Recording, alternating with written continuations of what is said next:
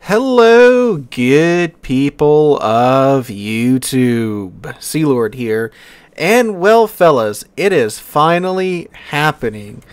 We are actually getting a proper tech line for the Commonwealth nation.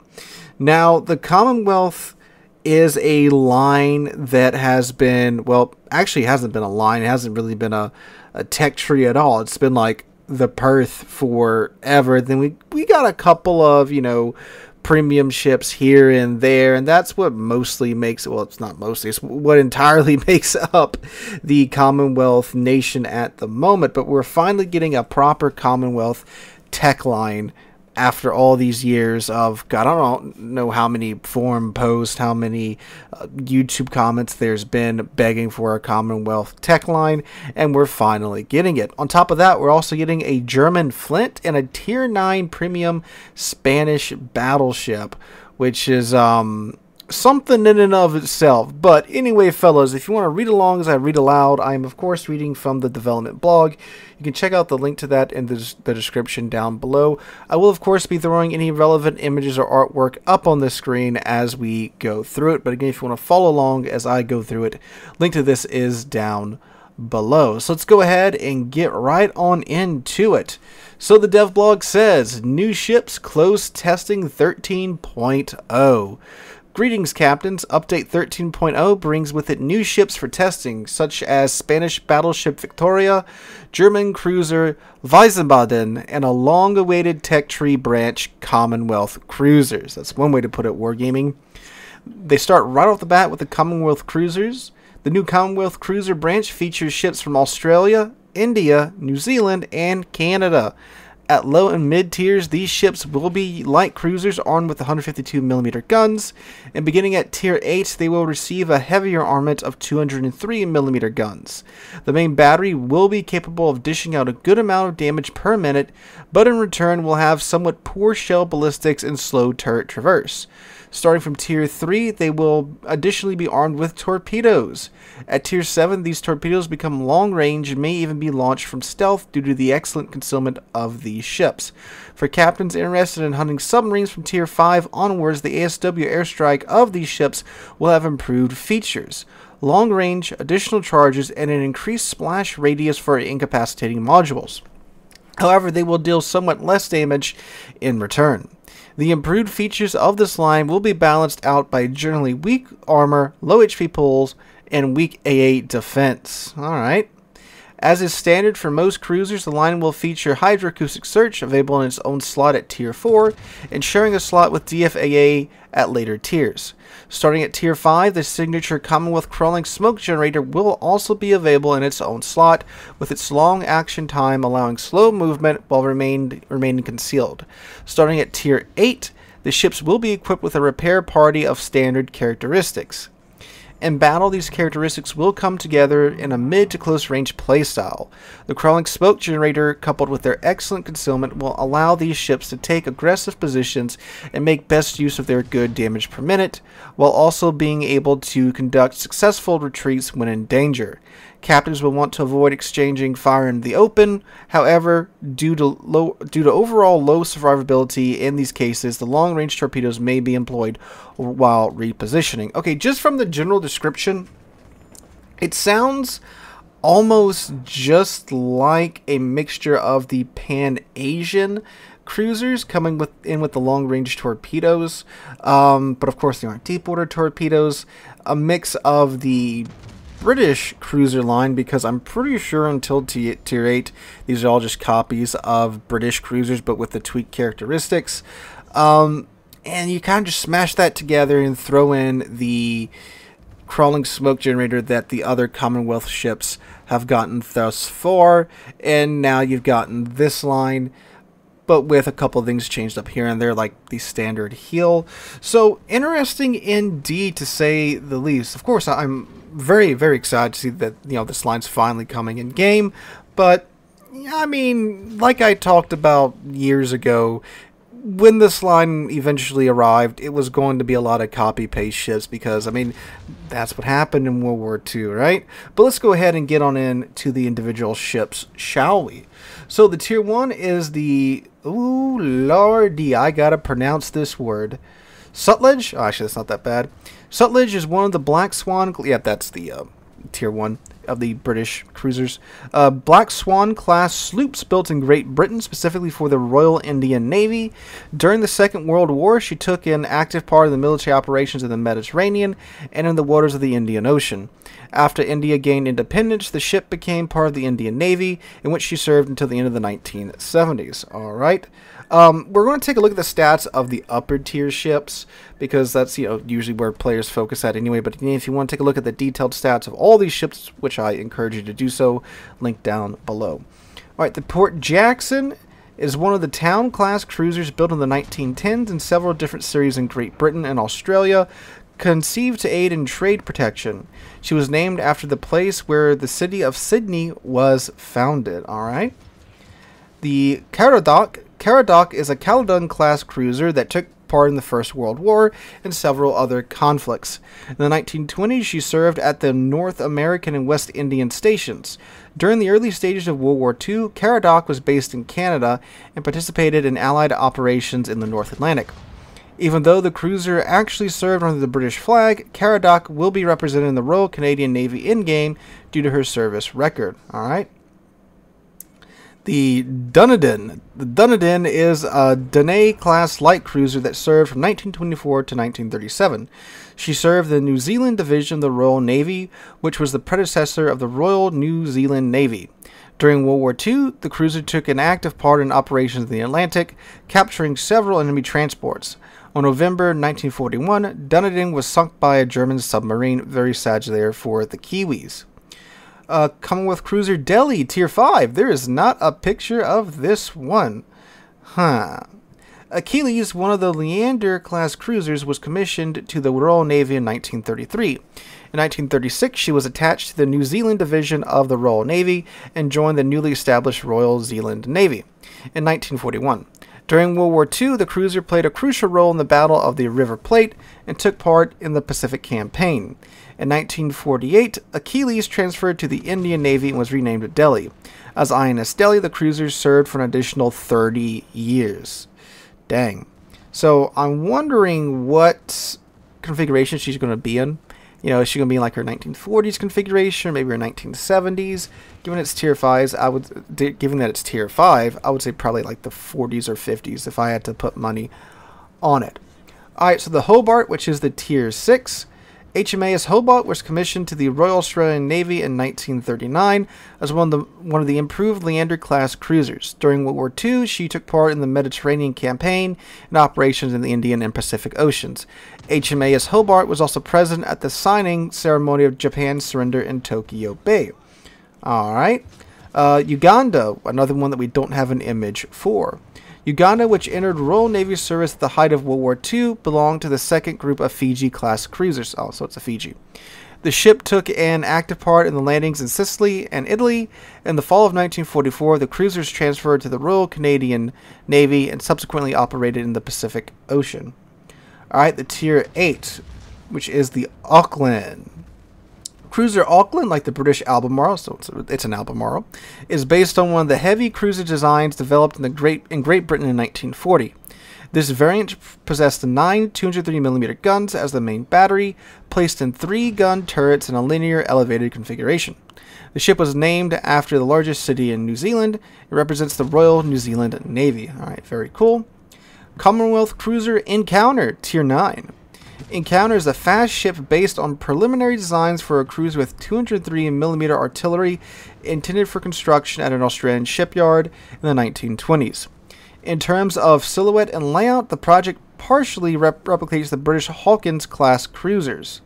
The cruiser inherited its name from one of the first ships of the Royal Australian Navy, a protected cruiser launched back in 1902, and joined the newly formed Royal Australian Navy in 1912. So it's a Hawkins with some changes to it. Alright. And then the Cerberus, the Tier 10. That's a cool name. Cerberus is an enlarged, seaworthy version of the British County-class cruisers with more powerful armament. The ship is named after one of the pioneers of the Australian Navy, Her Majesty's Victorian ship Cerberus, built in the late 1860s for the Royal Navy forces of the colony of Victoria.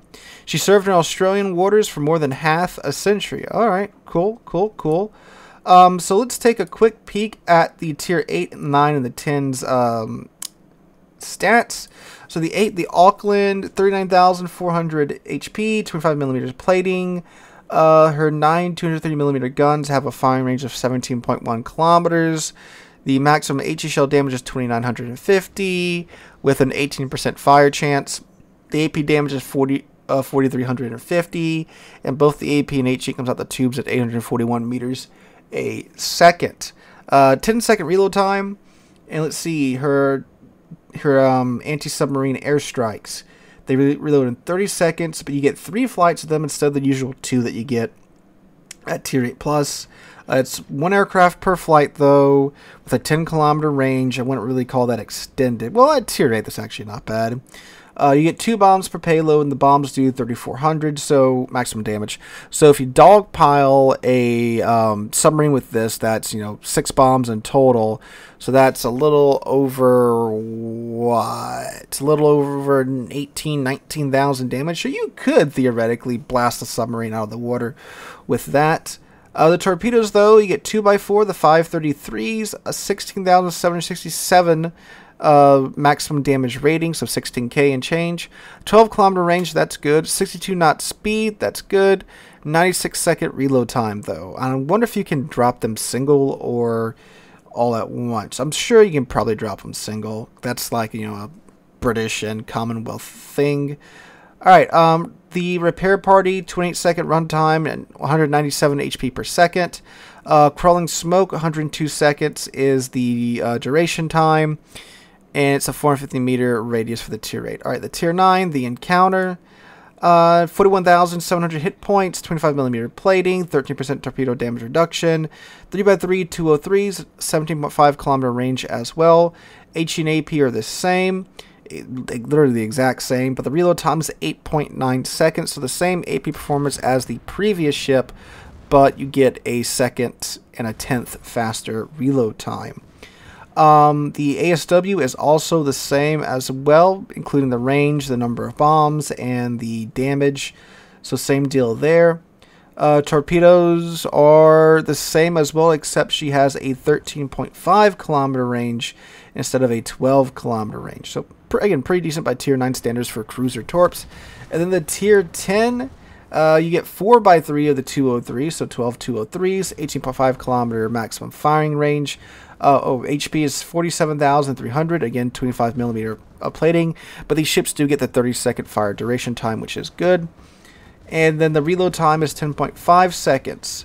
But the HE shells actually do less. Yeah, less, or is it slightly more? Nope, same. HE shells are exactly the same, and so where's the AP shells as well. But again, you get another turret here. So there you go. Sigma's 2.05 as well, if you're wondering. Airstrikes, it is the same, but no, actually it's different.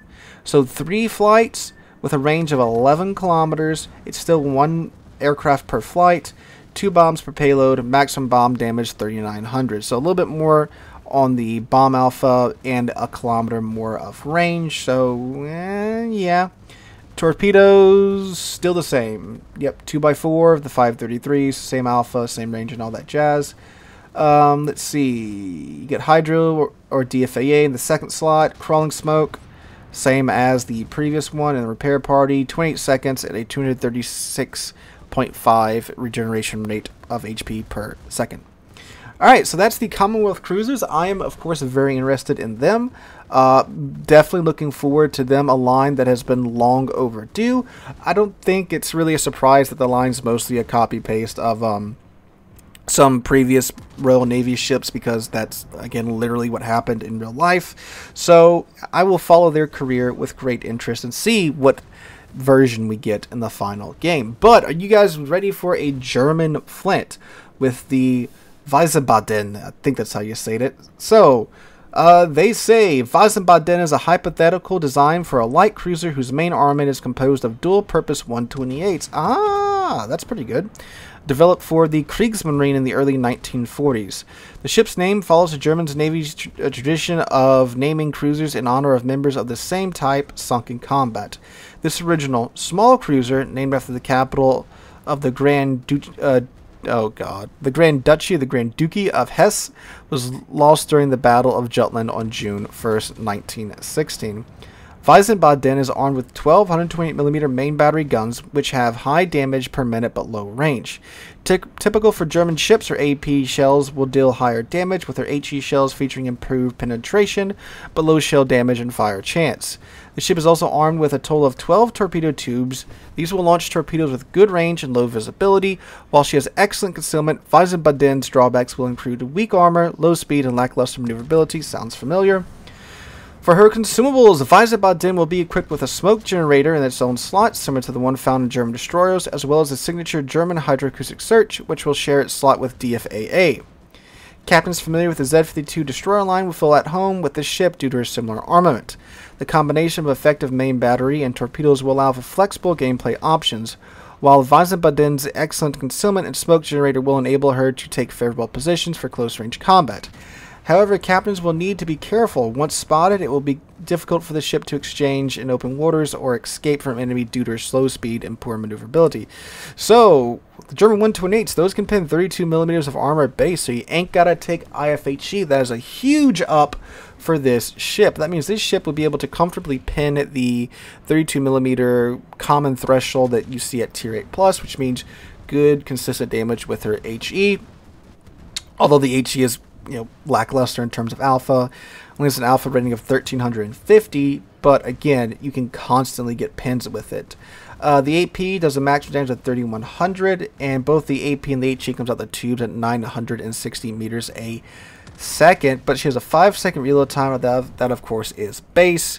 I mean, you can throw Luchens on here. Once you get a 150, 130 primary gun hits, you get a boost to your reload time.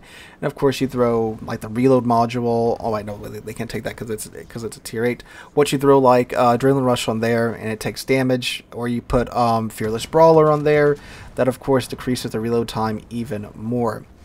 The torpedoes, you get 12 sets, assuming they're what is it? Yeah, 4x3s, 14,400 maximum damage, 9.5 kilometers. It's not bad, but a 68-second reload time. That's really not bad. Dang.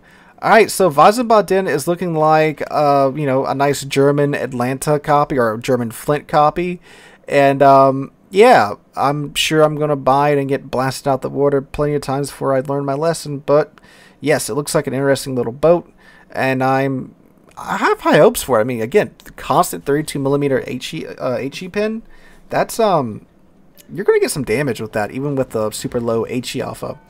All right, but the real, I don't know how to describe this ship. I was gonna say something along the lines of crazy or mental, but the real insanity is the Victoria, the Tier 9 Spanish premium battleship, and she's got quite the trick up her sleeve, fellas. So they say Victoria is a fast battleship similar in layout and characteristics to Italian ships of the Vittorio Veneto class. The possibility of building these battleships in Spain was discussed between the governments of the two countries in 1939 to 1940, and they really were. The implementation of these plans was prevented by the growing momentum of the Second World War and the state of the Spanish economy. And I don't think the Spanish had any dry docks that could accommodate this ship being built. So I think the Italians were going to just build one and sell it to them. But again, World War II happened, so yeah. This battleship, just like two ships of the line and a modern frigate of the Spanish Navy, carries the name Victoria, in honor of the carrack that made history by being the first ship to circumnavigate the world. And listen to this. Victoria is armed with 9 381mm main battery guns, which have long range but long reload time. She will also feature a new unique mechanic, alternative shell types. At any point in the battle, captains will be able to choose between two firing modes. The standard mode, in which your shells will deal high damage with high fire chance for HE shells. In return, the shells will have quite poor ballistics, requiring extensive lead time for fast targets or targets at long range. Thus, the standard firing mode is best used in either short-range engagements or against slowly moving ships. Her alternative firing mode, where her shells will have greatly improved ballistics, allowing for easier leading of fast ships or ships at range. However, this firing mode will have reduced shell damage and reduced fire chance for HE shells compared to the standard firing mode. Captains will want to use this mode primarily for long-range gunnery or for engaging fast targets. It is important to note that despite the radical difference in the velocity of shells with the different firing modes, the AP penetration of both the standard and alternative shell is similar. This is due to the fact that the alternative shell is significantly lighter in order to achieve higher velocity. Victoria additionally has excellent armor and a good concealment for battleship, but has low HP and weak AA defenses in return. Consumables are represented by a standard repair party and a choice between fighter and spotter. At the center of her gameplay lies a new variation of alternative firing mode. Astute captains will be able to switch between these modes as the situation demands, allowing Victoria to be effective in most combat situations. To make best use of this ship, aggressive captains may use her good armor and concealment to engage targets at close range with the standard firing mode to deal maximum damage. So does it have AP? It does have AP. Okay, so let's take a look at this. Oh, wait, so it's not just HE that changes with the firing mode. It's the, okay, so the AP changes too. That's what they meant there by that little blurb. So she has 64,800 hit points, which is, yeah, lower for your average tier 9 battleship. 32 millimeters of plating, 38% torpedo damage reduction, 3x3 15-inch guns with a 20.7 kilometer range. Yeah, maximum HE shell damage for the standard HE shell is 5,250. For the pen, you get 64 millimeters of pen, 30% fire chance, and those come out the tubes at 750 meters a second. The maximum standard AP shell damage is 13,800, and those come out the tubes at 750 meters a second. So the alternative HE, which is the lighter HE, 4,750 maximum damage with 64 millimeters of pen, but an 11% fire chance. But they have a velocity of 950 meters a second. The AP shells, the alternative ones, only do a maximum damage of 10,650, but have the velocity of 950 meters a second. So some screaming fast shells with some comfortable ballistics. 32-second reload time, which if they weren't 15-inch guns, isn't terrible. But I mean, that's kind of bad. But she can fit the reload module, so you can get that under 30 seconds. A 180 degree turn time with 30 seconds for her turrets. Maximum dispersion of 267 meters. Ooh, but a sigma of 1.8. Ah, that's I was expecting like 1.9 maybe with, you know, a 32-second base reload on 15-inch guns, on 9 15-inch guns at tier 9. Ooh, that's ouch. Yeah. Wow. So you get damage con, 15-second runtime, repair party, 28-second runtime, 324 HP restored per second, 80-second reload time, 4 charge space, and then fighter or spotter. So 100% Victoria is just the test bed for upcoming Spanish battleships, if I had to guess, because, I mean, they seem to be trying to make the alternative firing mode, well, they're not trying to make, they did make the alternative firing mode the identity of the Spanish cruisers, so I believe they're trying to do this here with the Spanish battleships as well. I'm not completely against the idea, I mean, because, you know, like, in real life, you know, battleships and, you know, naval ships in general, they carry more than just AP and HE. You know, they have different types of shells. They had, you know, heavy AP shells like the Americans. You had standard AP shells. You had HE shells. You had, you know, a variety of munitions available to you. So the idea that they're trying to work this into the game, I believe makes sense and could work quite well if they can pull it off. But the question is, can they pull it off? And, well, I guess we'll see with the Victoria. But, yeah, this is one interesting battleship that I'm going to follow her development quite closely. And then we wonder, what is she going to be released for? Cash? Doubloons? Coal? Research Bureau points? I don't know. But interesting indeed. So let me know what you guys think about these ships in the comments down below. Always great to see a new, somewhat historical tech line like the Commonwealth line coming out. Victoria is very interesting in the Wiesbaden, is that how you say the thing's name? Oh yeah, that's the thing's name. Is also a very interesting development as well. But again, let me know what you guys think in the comments down below. Hope you guys enjoyed. If you did, make sure to drop a like, leave a comment, subscribe to the channel. We're on our way to 75,000 subs thanks to you guys. And I will be live streaming here this evening around 5 p.m. US Central Time, so make sure to come out for that on YouTube and back on Twitch this week as well. Hope you guys have a great weekend. Hope to catch you guys in the next one.